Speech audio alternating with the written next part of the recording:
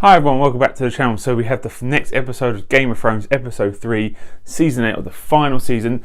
This is going to have spoilers in it, so if you haven't seen the episode yet, do not watch this video unless you want to be spoiled, so you have been warned. So this was the sort of climactic battle we've been building up, definitely for the first 2 episodes of this season. This was towards the back end of last season. The dead are coming, when they broke down the wall, that it was building and building, and this is it. This is the battle at Winterfell, when the dead arrive and they just wreck shop. This was a huge battle. The biggest one we've had on the show, definitely by far, probably the biggest one we will get, because I can't see anything really topping this as a battle sequence. But it started off, it really kind of started building the tension at the start of the episode. You saw all the sort of main characters get into their sort of positions and formations and everything, and it's building. Then Melisandre turns up, who was a bit of a surprise. She comes up, she lights all the swords of all the Dothraki, so they're all kind of burning in flames. It's very grand and epic. Davos sees her, and there's a little bit of tension between them, but she says, "Don't worry, you don't have to execute me, I'll be dead by dawn." So you think she's going to die in this episode, she does. But all the swords are lit, you hear the sort of dead coming, and they all go off into the distance. This was a really cool shot, and this kind of really set the sort of dread moment of the episode, really kind of set the tone of this is not going to be an easy battle at all.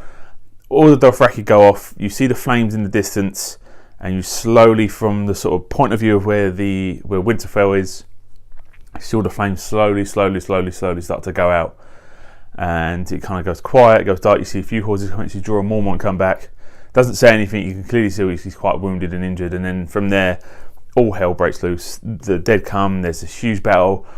It was a little bit choppy. The way it was edited, it seemed quite quick cut. It was quite hard to tell to really look who was getting attacked, who was dying, so it was a bit sort of choppy. I was finding it a bit hard to kind of see, like, is it when someone got taken down, was that a character that we know, or that just a random extra? So the battle's going backwards and forwards. You see Sam talked to the guy who's been friends with at the wall. I can't remember his name, and he dies. He's kind of one of the first sort of characters that we know to go off pretty quickly. And the battle keeps going. You see sort of moments of dread. You think Sam's going to die. There's a few moments I thought Sam was actually going to die in this battle, but he just survives, as well as Brienne. I thought there was a few moments Brienne was going to die. She doesn't. She makes it through. Jaime was the same. Arya in this episode was a real star, and I'll get to her main point a little bit later on. So we see, as the battle's going on, Jon and Dany are at the top of the mountain looking for the Night King. Can't see him coming, so they get on the dragons. They start mowing down hundreds of thousands of the dead with their dragon fire, and that obviously levels up the battle. But then it just keeps going, and they just keep coming, and this big kind of fog smoke comes across, and then within that the Night King is buried in there, but he's using it to kind of distract the dragon, so they're not as effective in battle as they should be. And then we get a dragon on dragon fight as well, with the Night King as well. You actually see him, he turns up on the dragon, and there's a dragon. I think they wound his dragon a little bit, because you see kind of throat ripped out, so the fire breathing isn't as effective as it should be. But it just keeps going. It's literally the whole episode, this battle. I think the episode's an hour and 20 minutes long. I think the battle takes place for about an hour of it. So it's a long fight. There's many sequences. I'm not going to kind of remember every single one of them.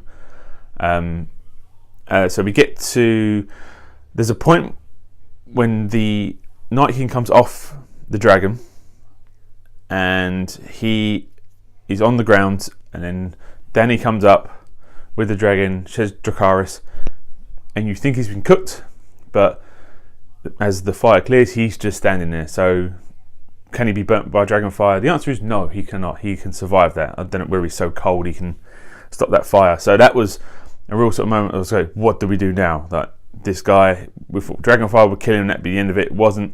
And then Jon's chasing him down, he turns around, he just raises his arms up, and all the dead rise again, which is that, and everyone, it all kind of rises around everyone, so he goes back into the castle, and they're all rising up. It was just like, oh, for fuck's sake, like, what are we going to do now? And then in the crypt as well, and I thought this would probably happen.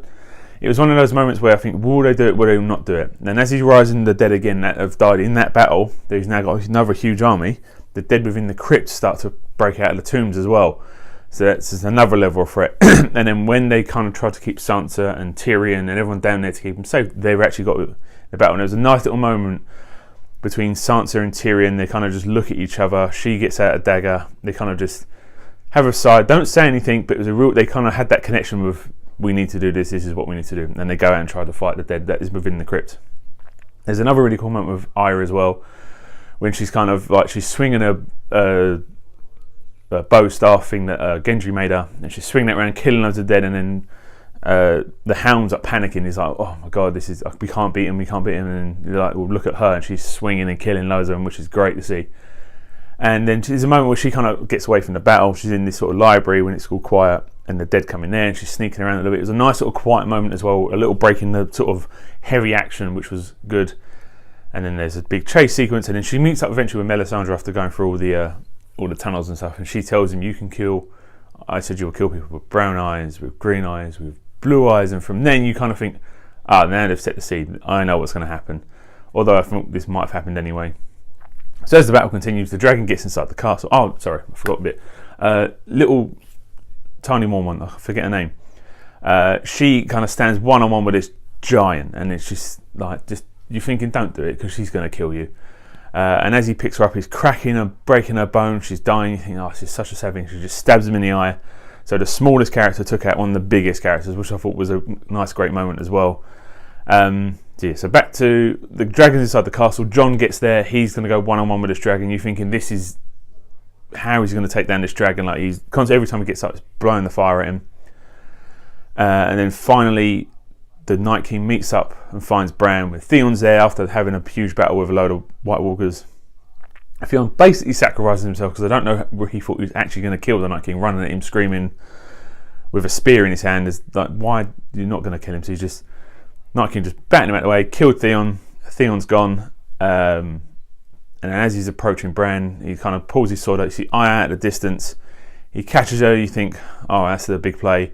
And she does similar to what Rey does in The Last Jedi, when she's got the lightsaber and Arya's got the dagger. She drops it, catches it with her hand, stabs him, and that's it. He's gone. As much as I liked the battle, and I thought the battle was really good and it was really well done, as much as some of the choppy editing, especially at the very first stage, you couldn't quite tell what was going on.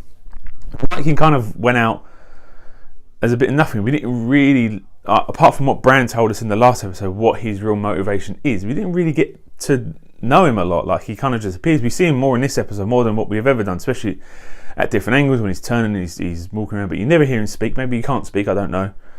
But other than that, it was a bit of a sort of disappointing end to him. Although the episode and the battle was really good, I thought him as a character was just kind of just this nameless, endless threat.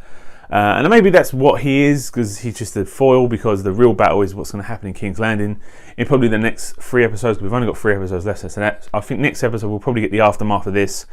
We'll get real sort of confirmation who died, who lived, because it was a bit hard to tell towards the end. You saw shots of a few characters, but there's a few minor ones. Did they make it? Did they not?